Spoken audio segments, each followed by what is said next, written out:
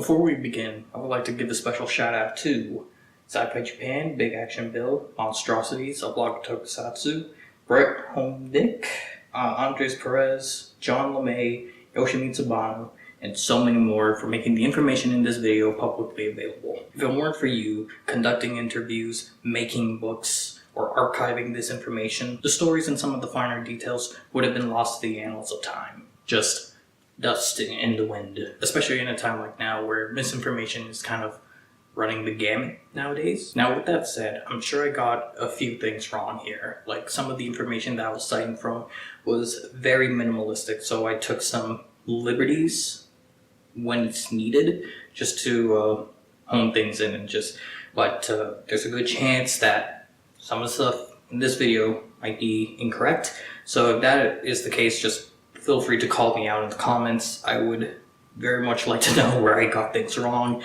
and, who knows, maybe make an update or just acknowledge the information. But please, if you are going to do that, cite a source. With that out of the way, let's get on to the video. And once again, to the people I shouted out, thank you again for making this information accessible. Links will be provided in the description down below. You probably heard this 1,000 times already, but it cannot be stated enough. We are living in the golden age of Godzilla. Toys are flying off the shelves, movies coming out both here in the West and in the monster's homeland of Japan. TV shows, both live action and animated, are releasing both on streaming and TV. Sure, we don't have a fighting game or anything yet, but it truly hasn't been a better time to be a fan of Godzilla. But who do we owe it to for this sudden boom in popularity in this new era that is now being called the Great Kaiju Renaissance? Who was responsible for putting Godzilla back on the map? Well, most people will turn to Takashi Yamazaki, but it wasn't him. He was more or less elevating what was already there. Well, then it had to be Hideaki Anno and Shinji Higuchi for the work on Shin Godzilla, because clearly between Shin Godzilla and Godzilla Minus One, there hasn't been any other Godzilla titles that Toho has made. No, it wasn't them either. Shin Godzilla was an indirect result of the film that came before. So with that in mind, it had to be Gareth Edwards or Thomas Tull. You'd be wrong there. Then it has to be Brian Rogers. Nope. If anything, the opportunity those three had landed right on their laps. Everything that I just mentioned can all be traced back to one man. A man whose incredible resilience, eagerness, stubbornness, and overall enthusiasm that helped revive what was at the time a dead franchise. So for this year's Monsterverse anniversary, instead of doing the director's cut version 2, by the way, I'm so sorry about that, I'm just waiting for KDM to come back to me. It's been months. Today we'll be talking about the one person who was instrumental in reviving Godzilla in the modern day. So sit back, relax, as we go over the story of... I mean, you saw the title, so yeah, we're just gonna do that like movie thing where the title appears at the end, so...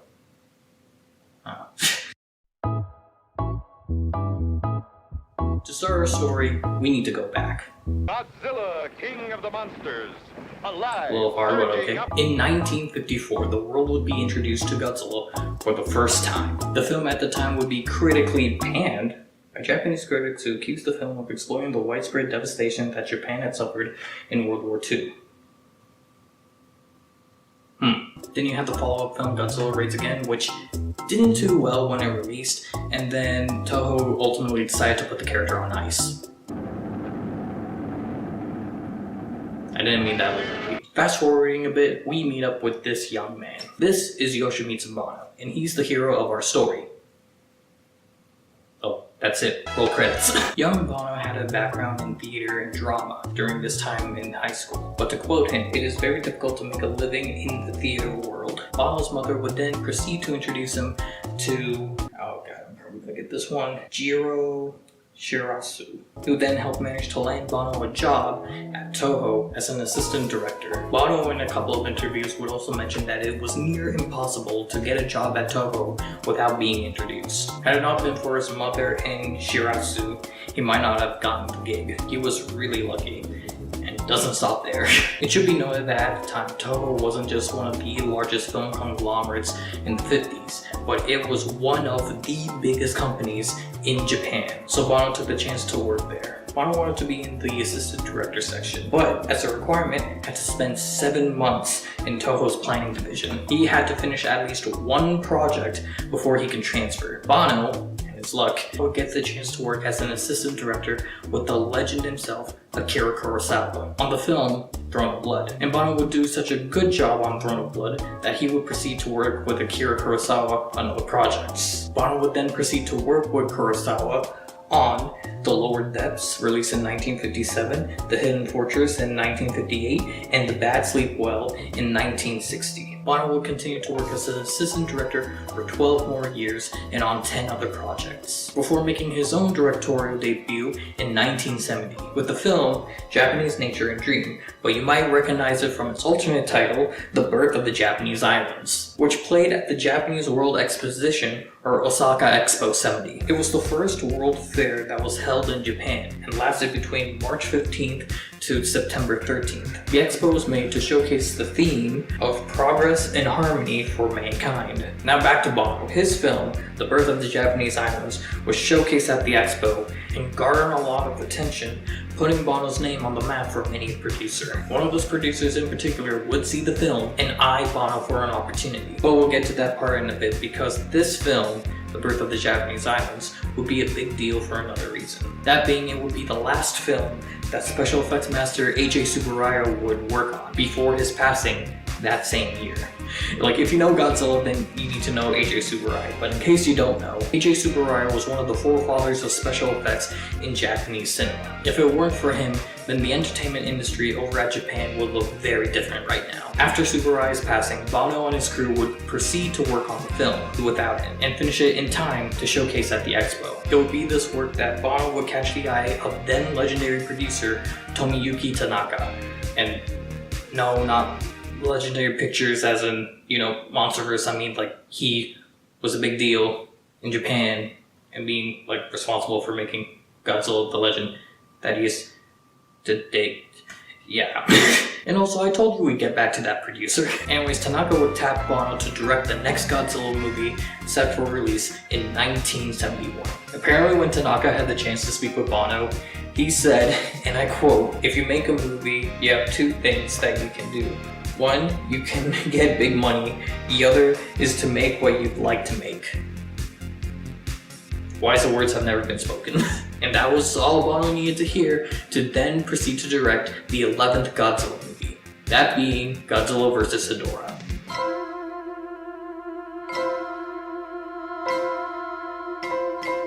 So this was taken from an interview with Sci-Fi Japan, and some of the details are minimal, so bear with me on here. There was a time when Banno had to spend half a year in Osaka, and once every month he had to drive back. And on those drives back, he had passed many cities. But what he would notice on most of those drives was the polluted state of the environment. Cities like Yokkaichi, covered in smog, parts of the coast and oceans laced with foam from chemical dumping, places that had nothing but the smell of sulfur or rotten eggs. That was just through Banno himself. Smog and pollution was a growing concern in Japan at the time. And to give you an idea of how devastating the environment was, back in 1970, a group of schoolgirls collapsed due to smog that hung over the city. But that was just the tip of the iceberg when it came to the health of the nation and its people. Throughout the 60s and 70s, Japan was on the cusp of an environmental catastrophe caused by cadmium salts, organomercury compounds, sulfur dioxide, and more. This would lead to the naming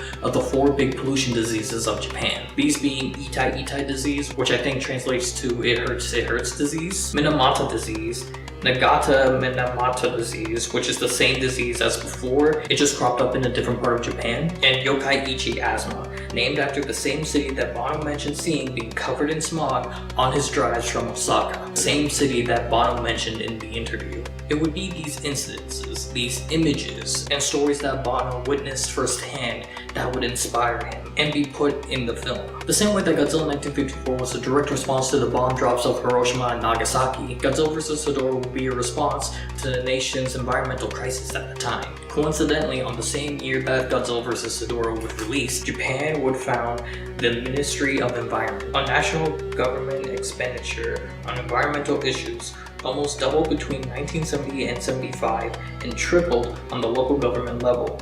Business investments in clean technologies rose dramatically too. It should be noted at the time that Godzilla was on a little bit of a hiatus himself, with the last film coming out in '69, that being All Monsters Attack. So Banno didn't really have a lot of time to make this film, since production started around 70 and the film needed to release in 71. Banno would then get the help of Yoshimitsu Inoue, who was the chief assistant of effects, and did art for all the Godzilla films at that time. Banno would compare Inoue to Tsuburaya. In a quote, Banno said, "If AJ Tsuburaya is the father of tokusatsu films, then Mr. Inoue is the mother." Now, despite a lot of people backing Banno in the production of Hedorah, the film faced quite a few challenges. For one, producer Tomiyuki Tanaka, who was producing the film and, remember, asked Banno specifically to direct this film, was hospitalized.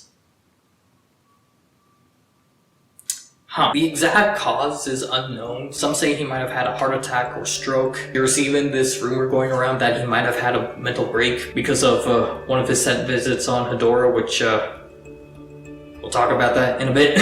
The details are just not very clear as to what caused him to go to the hospital. So if Banno wanted to get approval on anything, well, to reach Tanaka at the time would be difficult, to say the least. And that's just one of the issues. To quote Banno himself in the still available Sci-Fi Japan interview, "I had only been given about half the budget of the past films and was only given 35 days to shoot the whole film. So we'd written the script with all of that in mind, but unlike other FX films, we only had one team to shoot both the drama and effects scenes. So this production was compacted and the crew ultimately was stretched pretty thin. So yeah, to say this production was held together with the equivalent of a shoestring, duct tape, and hope is like the understatement of the past 5 decades. But luckily for Banno, he did manage to reach out to Tanaka at some point, asking him for an extension on Godzilla vs. Hedorah. And luckily for Banno, Tanaka complied and gave the team extra time to complete the film. So after everything, after Tanaka being hospitalized, after being constrained, after being limited with half the budget of other Godzilla movies, after giving even less resources than other Godzilla movies, how did Godzilla vs. Hedorah pan out? Well, so it's no secret at the time that Godzilla vs. Hedorah wasn't exactly everyone's cup of tea. Some say it was too out there, it was too weird, so many strange directorial and creative decisions. So just to keep in line with this video, I decided to rewatch Godzilla vs. Hedorah. And I can honestly say, it's not that bad. If there's one thing I can say that is wrong with the film, it's too short, it's really fast paced, and it just doesn't really have a lot of time to really develop anything. Like, I think a really good example of this is where other monsters kind of have a build-up before showing up. Hedorah just kind of appears within like the first 10 minutes of the movie, and there's nothing wrong with that. But, you know, things don't really linger long enough to really establish much of anything. Like, the main characters in the movie just kind of appear, and then when they inevitably reach the climax of their respective stories, it's kind of like, wait, who was that? But beyond that, it's not that bad of a film, and if you are interested in the history of Godzilla, definitely an entry in the franchise worth checking out yourself. And I do hope that one of these days I could talk about this film in greater detail. Sadly, the legacy that this film would leave would be a prime example for many newcomers. This film would be a prime example for many a newcomer as to why you shouldn't watch the older films. But we'll talk more about that take later on. Oh, don't you worry. But back to the main story. There was also a rumor that Tanaka, after watching the film, was really mad at Banno and then proceeded to ban him from directing any more sci-fi films, which is not true. The strongest criticism that Tanaka gave Banno was he didn't like the changes that Banno implemented onto Godzilla, specifically with the monster's character and how he acted on screen. When Mr. Tanaka saw the completed movie, it wasn't that he got overly mad about it. He directly said to me, "I do not want you to change the character of Godzilla. Some staff in the studio thought he was not pleasant. However, Mr. Tanaka talked with the staff in the studio before production started. I handed in the script for Hedora, and Mr. Tanaka said, just stick to the idea of the script and continue to make the film. We will edit parts of the movie if necessary. Also, a fun little fact, since we're on the whole legacy of goofy Godzilla movies, Godzilla vs. Hedorah is home to this scene. Isn't it great? Turns out while Tanaka was hospitalized, Banno had no real way of reaching him. So when the idea of Godzilla flying was tossed around, there was no real way of Banno to get approval from Tanaka while he was hospitalized. Banno then went directly to Tanaka's agent to get approval. And I guess Tanaka's agent is a genius. Okay, so one more thing about the flying scene. So Banno saw the scene and thought it might have been a little too much, so he made it in a way where it could easily be taken out of the movie, or in case Tanaka wasn't a fan of the idea. But if anything, it seemed Tanaka was more against the psychedelic nature of the movie. More specifically, you know,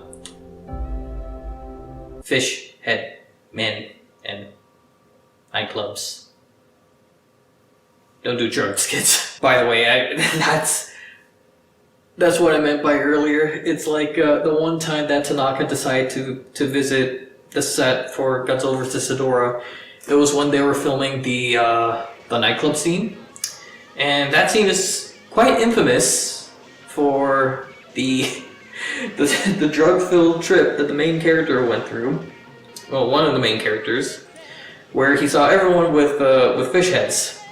And Tanaka walked in on that, and it was believed at the time that might have been the reason why he got hospitalized, but there's no real proof to really say that was the case, but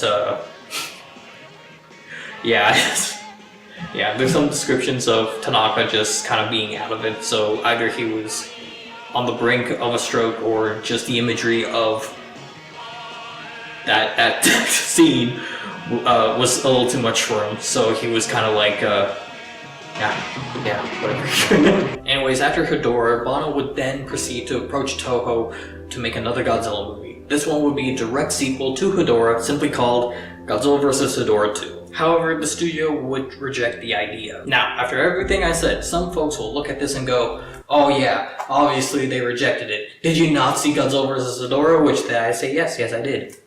And it was pretty good. But, to the surprise of everyone, the only reason why Godzilla vs. Hedorah 2 wasn't greenlit is mainly due to budgetary restrictions. Apparently the sequel would have just costed too much. And just a reminder, need to emphasize how Hedorah at the time was using half the budget when compared to Godzilla films before it. And after that, the franchise will continue up until 1975's Terra Mechagodzilla. After Hedorah, Banno would realize the documentary Starving Sahara in 1972. Before returning to his previous job as an assistant director, he would then help as both an assistant director and co-writer for the screenplay of Prophecies of Nostradamus, released in 1974, a film also produced by both Toho and Tomoyuki Tanaka. In spite of the rumor that Tanaka banned Banno from making any more sci-fi films, when really he just didn't like Godzilla vs. Hedorah a lot, further proven by the fact that Tanaka wanted Banno to direct another Godzilla movie, but then opted for Shiro Honda to not only take the helm, but Tanaka would make a contest for what would be the 15th Godzilla movie. This would culminate into Terra Mechagodzilla, released in 1975. For the next 4 years after that, Banno would work on more projects. Documentaries like Wonderful World, released in the 1980s, he would also work on some animated features like The Wizard of Oz and Technopolis. He would then proceed to make several films in various formats, then presented them at festivals and exhibitions throughout Japan. Before, in 1989, Banno would become an executive director in Toho's Art and Video Production Division, or Toho EB Co. Ltd. The Toho Ezo Bijutus. The Toho Ezo Toho Eizo Bijutsu Company, Limited. Amidst major restructuring of Toho in 1970, the company art department, which had been established the same year as a replacement for the art division of their production department, was incorporated as its own company. Banno would also establish Advanced Audiovisual Productions Inc., and became its president in 2001. Now, this is something that I learned from the Sci-Fi Japan interview, and that is that Banno might have been responsible for saving Godzilla. Twice. Yeah, this is not what I meant by the man who saved Godzilla. In the interview with Sci-Fi Japan, Banno mentioned to Tanaka that, and I quote, "The Japanese film industry was missing out by letting Akira Kurosawa and Godzilla sleep for so long." And apparently, by the way, this is implied, so just keep that in mind. Shortly after that exchange, Toho gathered some creators to revive Godzilla for the 80s. This would lead us to the Heisei era of Godzilla films that lasted between 1984 to 1995. So you might have heard this mentioned a couple of times already, but the original plan for the Heisei era was for the entire thing to end by 1993, because the original idea was for TriStar to come out with their own Godzilla movie by 1994. There's a whole slew of videos on this topic, on how this 1994 version of Godzilla would infamously turn into the 1998 Roland Emmerich film. But I highly suggest you check out Kaiju Network's J&D Bonnet's Godzilla 1994 Godzilla vs. the Griffin documentary. A link will be down in the description below. Anyways, this would lead us straight through the Heisei era, past the TriStar disaster, and into the Millennium era of Godzilla. And it was at this point in the 2000s where Godzilla seemed to be struggling a bit. Things were just not looking good for the King of the Monsters. Alright, if we're going to be talking about the man who saved Godzilla, then we should probably talk about what Godzilla needed saving from. For those who got into Godzilla more recently, it's probably hard to believe that there was a time where Godzilla was just not in the public's conscience, or as famous as he is now. Throughout the 2000s, Godzilla's popularity seemed to be dipping as each film was selling less and less tickets. Sure, there was like that one boost from GMK, but I guess it wasn't as much as the producers were hoping for. So by 2004, for Godzilla's 50th anniversary, Toho and producers would then decide to send Godzilla off in Godzilla Final Wars. After Tokyo SOS's poor box office performance, producer Shogo Tomiyama had to decide whether or not to make another Godzilla movie. He then decided to have the King of the Monsters go out with a bang, with what was at the time the most expensive Godzilla movie that Toho produced. Sadly, it didn't make as much as Toho and the producers hoped it would. The success of this film would determine whether or not Toho would continue making Godzilla movies, or put the King of the Monsters on ice. It is a shame because during the Millennium era, the producers and directors really tried to implement different techniques and stunts to make Godzilla more accessible to other audiences. The whole hope was to get more fans of the King of the Monsters rather than bringing in the same old ones. But Tomiyama felt that these attempts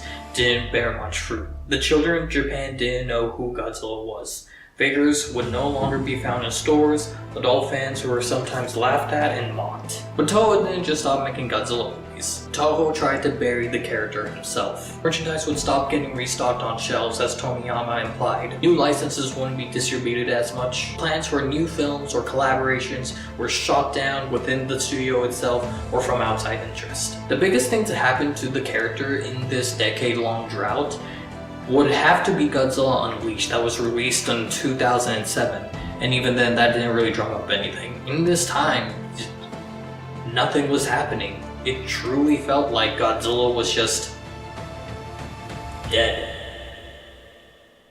Okay, so everything seems pretty doom and gloom. You want to get to the part where Yoshimitsu Banno breaks in and is like, I got this, guys. It should be noted that a lot of people didn't really view this as the end for Godzilla. There were other times where Godzilla would have up and gone for a couple of years before finally coming back. And it seems like Tomiyama, the guy who decided to have Godzilla rest for a bit, had the same sentiments. This year's Godzilla Final Wars is the last Godzilla film.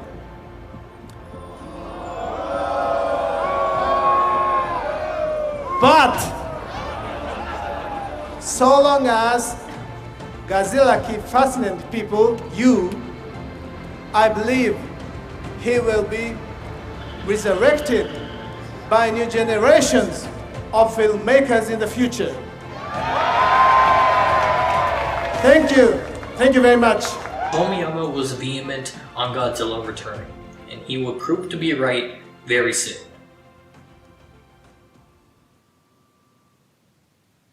Is a decade considered soon? In spite of Godzilla floundering in Japan, Banno was hard at work, making films for IMAX at the time, making several 3D films for theme parks and exhibitions. It's around this time that Banno noticed that other tokusatsu icons weren't really that prevalent outside of Japan. Other than Godzilla, there was also Gamera, Ultraman, Kamen Rider, just to name a few. This is where Banno would get the idea for a possible revival for Godzilla. Banno was convinced that a new IMAX film might drum up some interest for Godzilla, not only revitalizing the franchise, but stirring up interest both nationally and internationally. The name of this new Godzilla film that Banno was hoping to produce simply went by Godzilla 3D, Godzilla IMAX, but was mostly known as Godzilla 3D to the max. Banno would manage to get the rights from Toho to make a 40-minute IMAX film, starring at the time both Godzilla himself and Banno's own creation, Hedorah. Some of the restrictions include it can only be 40 to 60 minutes long,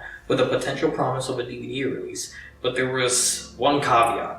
Toho will not be providing the funding to the film, only a license for these two monsters, and provide the guidance once production started, mainly signing off on character design, story, and other factors. So Banno would have to sell the idea to another investor, so another film studio to get the budget for the film itself. And so Banno was off looking for someone to fund this Godzilla movie. At some point, as Banno was trying to find investors, he would then switch out Hedorah for a whole new monster, an original monster called Deathla. It's his LC, don't steal. Deathla was described to be a clone of sorts to Hedorah, but instead it would have been red in coloration, had the ability to change into a swarm of locusts, so it can cycle through life cycles like Hedorah, and would have a giant human-like skull on its head with spines running down its back, kind of like Godzilla. My theory as to why Banno suddenly switched out Hedorah might be due to licensing. As the film studio buys a license to use Godzilla, you also need to buy those individual characters separately. So you can't just buy the one Godzilla license and then have the keys to the entire kingdom of monsters for your movie. So you need to pay individual fees per character. This would be a contributing factor to why we haven't seen more Toho original monsters in the Monsterverse. So maybe to make the project a little bit more appealing for investors, instead of having two characters that an investor needs to pay a license fee for, swap out one of those monsters for an original monster. So in that case, they may only need to pay a license for Godzilla. But this is just a theory, and I didn't find any definitive reason why Banno switched out Hedorah for Deathla. As Banno continued with the project, the prospect of it began to grow, but so did the time it took to try and get this project off the ground. Banno would mention how Avatar would come out and it took James Cameron 4 years to make that film, but by that time Banno had spent little over 10 years on his Godzilla project to get his Godzilla film greenlit. Closer to 2009, Banno, with the help of some of his Hollywood contacts, would then meet up with Brian Rogers. Soon Banno would be presented with a proposition to find a new deal to make a full-length, internationally released Godzilla movie rather than the limiting IMAX film that he initially wanted to make. So in order to do that, Banno would need to go back to Toho. Banno would then take the rights back to Toho, who then sat down with Legendary Pictures to write up a new contract. After this, Toho and Legendary would strike a deal that would later make the Monsterverse. This would allow both studios to produce their own Godzilla movies. The details around this deal are kind of sketchy to say the least. There's sources saying Legendary only had the rights to make a trilogy of films. Another beyond that is that both Legendary and Toho couldn't release Godzilla movies within the same year. Some of these details would actually be a major thorn, as I remember it being mentioned how Shin Godzilla was kind of rushed because the production wanted to get it out as soon as possible before Godzilla King of the Monsters, which at the time was set to release in 2017 or 2018. So when the film was pushed back multiple times, those who worked on Shin Godzilla were like, damn. And assuming that any of these rumors are true, clearly the plans and the deal itself has changed, as the Monsterverse both has more than 3 films featuring Godzilla along with the TV show. Now talking about the production of this new movie, the first one in the Monsterverse, Godzilla 2014. Yeah, a lot of the themes from Banno's initial pitch for his original Godzilla film, which I just realized I didn't mention the name of that.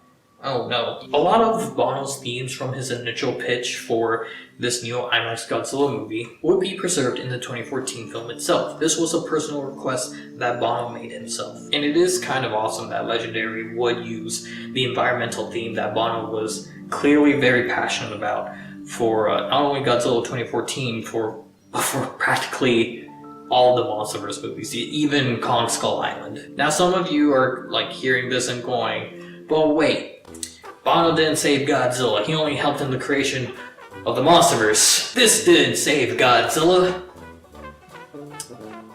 Right? It was very much implied that the popularity of Godzilla 2014 did help the brand of Godzilla. It boosted both the confidence of the character and Toho. I remember this being mentioned somewhere, but for the life of me I can't find the exact quote. But basically, when Toho and Legendary were making the deal, Toho stated interest in making a brand new Godzilla movie, their own brand new Godzilla movie, of course following the release of Legendary's Godzilla. There's also this quote from the Hollywood Reporter on Toho announcing Shin Godzilla's development. This is very good timing after the success of the American version this year. If not now, then when? The licensing contract we have with Legendary places no restrictions on us making domestic versions. There's also this other quote from KM. And all of this happened because of Yoshimitsu Banno and Brian Rogers, who brought the rights to Thomas Tull, Legendary, in 2009 or 2010, if I remember correctly. Without the Monsterverse, no Shin and no -1. Toho's plans back then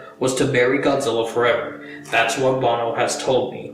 In an interview, he said, no new US movies equals no other Toho movies. So I honestly have no idea where these quotes came from. KDM has shared them, so I'm guessing, if I had to guess who this is, maybe Shoujo Tomiyama, but I'm not really sure. I like sent some comments and I haven't had any replies either from KDM or anyone else who might know who made those comments. So let's summarize the past 10 years of Godzilla. So give me a minute, this is ooh boy. Godzilla 2014 was proven a success with a little over $500 million in the box office, catapulting both Gareth Edwards and the Monsterverse. Shin Godzilla would lay claim to some awards within Japan, while also being one of the highest grossing films in the country before being surpassed by Your Name that same year. Legendary assured fans that King of the Monsters was a success, though some say otherwise, and at the time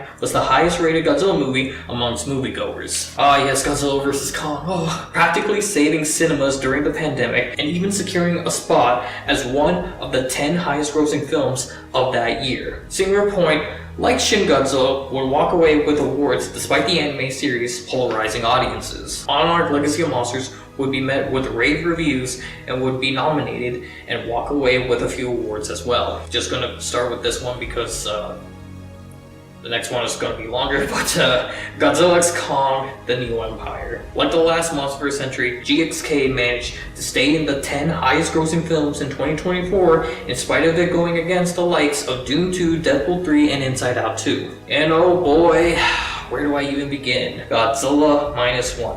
Currently is the highest grossing Japanese film in the US, beating out the previous record holder, the Demon Slayer movie.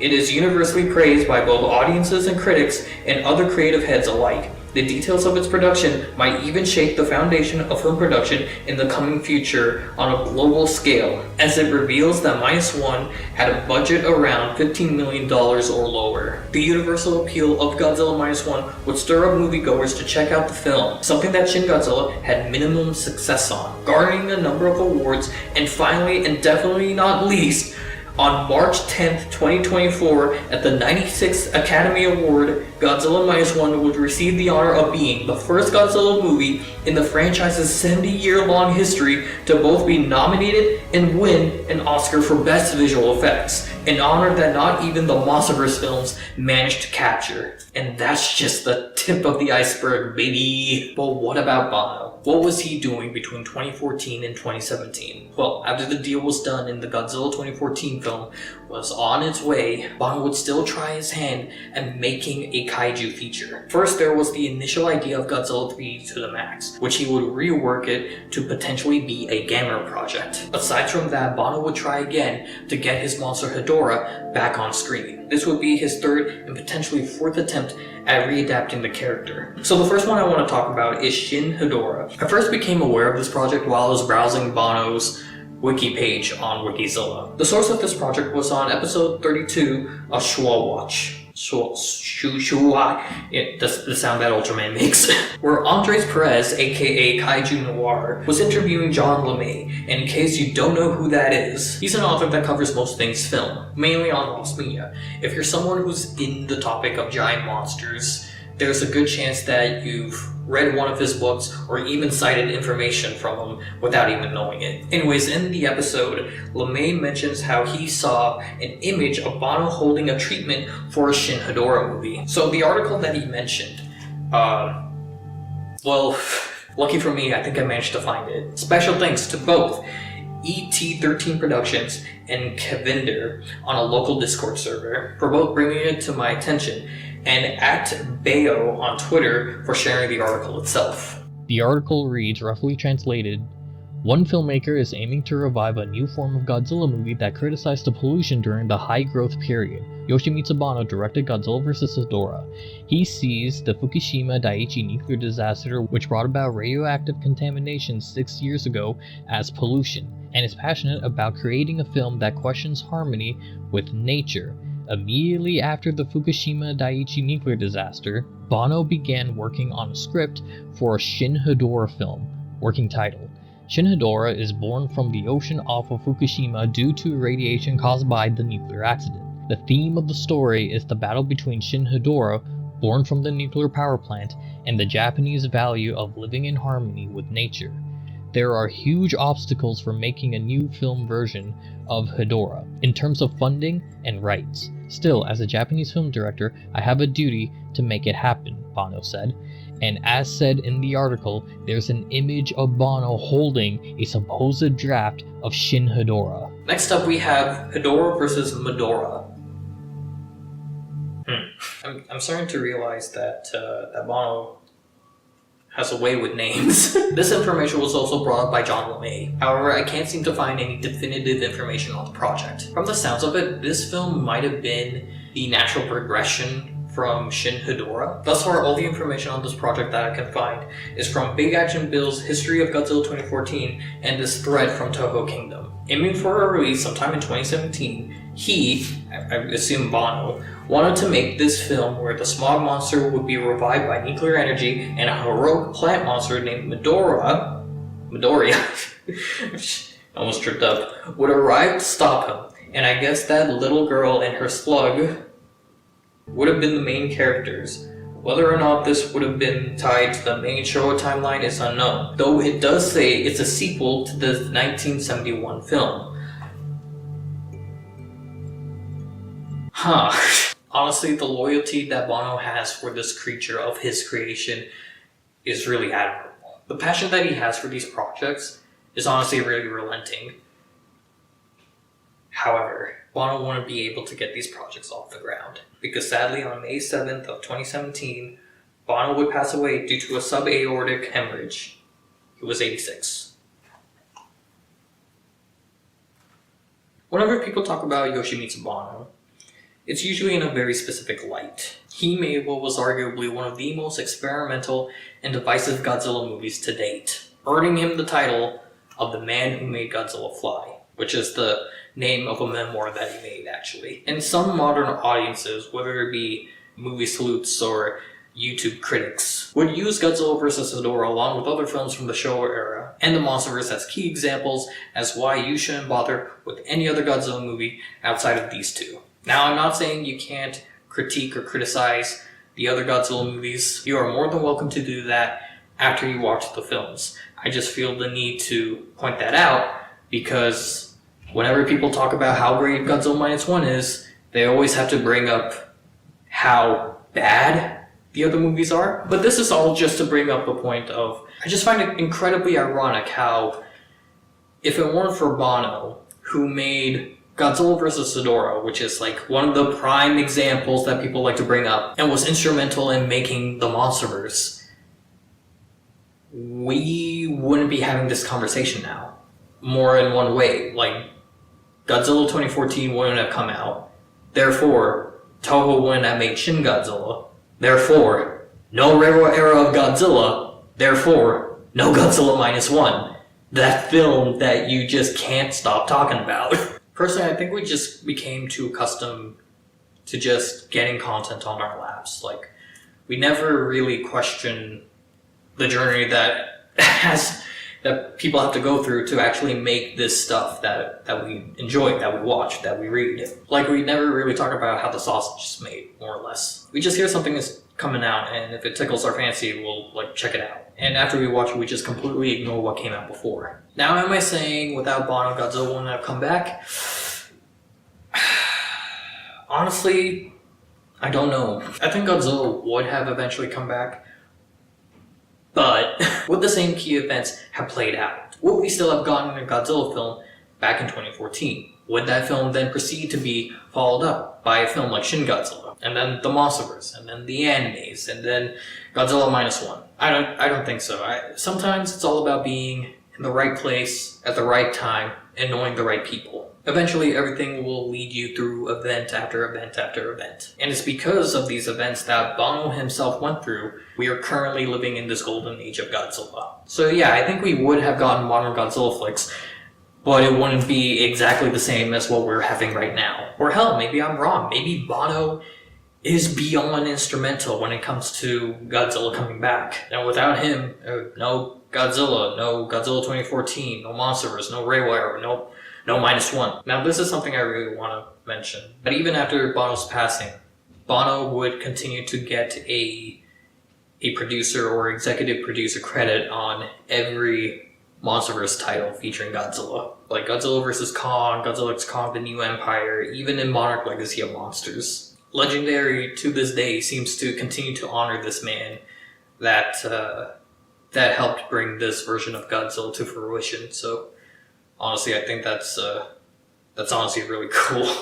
And it seems like some of the creatives do want to pay Banno back. As an article from comicbook.com has resurfaced, showcasing an interview with Monarch Legacy of Monsters writer Chris Black, talking about Toho classic monsters he'd like to bring to the Monsterverse, more specifically the TV show. And he answered, Ghidorah. And the love for Ghidorah doesn't just stop at the Monsterverse, as on October 2024 during New York Comic Con, director of Godzilla Minus 1, Takashi Yamazaki himself, was asked by a fan if you were to remake a previous Godzilla film, which would it be? And Yamazaki responded with Ghidorah. If you could remake or make or see remade in a previous Godzilla movie, which would it be and why? 監督が何かゴジラ映画をリメイク、自分にリメイクするなり、この映画をリメイクされたっていうものを見たいと思うゴジラ映画はできないゴジラ映画ってありますか？なんで？ヘドラ。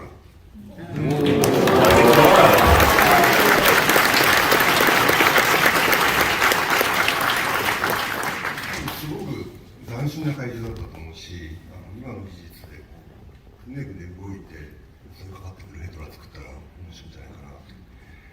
I think that for its time, Hedorah was a very cutting-edge kaiju and monster. And trying to think about the type of visual expression we could do with technology and how far it's come today, I'm imagining how it would move. And I think Hedorah would be a really cool remake.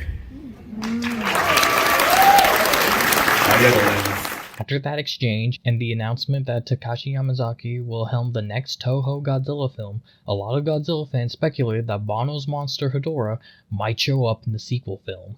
It'll honestly be really awesome to see things come like full circle, just finally give Banno's monster the attention that he was trying to give it initially, just finally managing to give it a proper adaptation in this modern era. Which brings us full circle, well, not full circle, but brings us back to this. For a while, it seemed like this was going to be Banno's legacy, just this funny little gif out of context. But it's not. It's not the only thing. This is his legacy. We as Godzilla fans owe everything to this man. This man who never gave up on his passion projects, and who just kept going in hopes that this project would get off the ground. All he wanted to do was to direct another movie. But what ended up coming from this wasn't just a single movie, not just a one shot in the dark kind of deal. This ended up being the thing that revitalized what was at the time a dead franchise. With each title coming out in this era, managing to make some form of public splash in the greater consciousness of pop culture. I mean, you saw me like recapping the past 10 years, so you know. I think it's safe to say that all of this can be stemmed by one man's decision to just bring back Godzilla. It can all be stemmed back to him. Now sure, there's going to be some of you that are unconvinced of the claims that I made. Well, then again, I have all the sources down below. But yeah, you might view Yoshimitsu Banno as the man who made Godzilla fly, but for me, he's not that. For me, I think I will forever know him as